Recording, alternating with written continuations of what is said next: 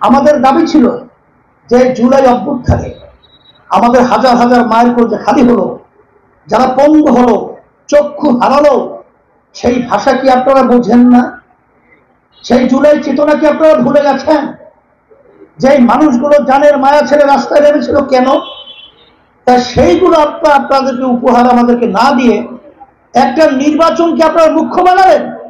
আর যখন এই কথা আমরা বলি তখন এক শ্রেণী নেমে গেছে ক্ষমতার লোভীরা, ক্ষমতা লোভী। এরা আমাদেরকে বলে আমরা নির্বাচনকে নাকি পিছিয়ে ঠেলে দিতে চাই, নির্বাচনকে প্রশ্নবিদ্ধ করতে চাই, নির্বাচন যেন না হয় এই ধরনের পরিবেশ তৈরি করতে চাই। সম্পূর্ণ একটা অযৌক্তিক মিথ্যা কথা। আমরা এখন আবার তাহলে বলছি যে আপনার ফেব্রুয়ারি দরকার নাই, আপনার ডিসেম্বরও দরকার নাই, আপনি কালকে নির্বাচন দেন, কিন্তু এই পরিবেশ আমাদেরকে তৈরি করে তারপর নির্বাচনের পরিবেশ করে।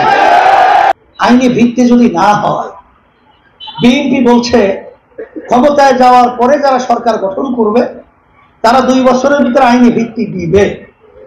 আচ্ছা, যেটা দিবেন এখন দিতে অসুবিধা কি?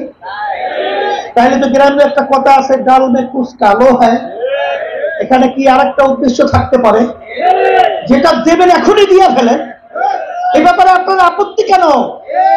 আমরা পরিষ্কার কিন্তু এটা বুঝি যে আজকে বাংলাদেশের রাষ্ট্রীয় সংস্কার, দৃশ্যমান বিচার, এটা কিন্তু আমাদের পাশের রাষ্ট্র ভালো চায় না।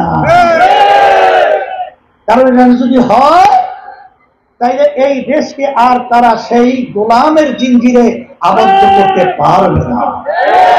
এই জন্য আমি অনুরোধ করব, যারা দেশপ্রেমিক রয়েছি, যারা ইসলাম প্রেমিক রয়েছি, মানবতার কল্যাণের পক্ষে যারা রয়েছি, মাদারীপুরের মাটি ইসলামের ঘাঁটি।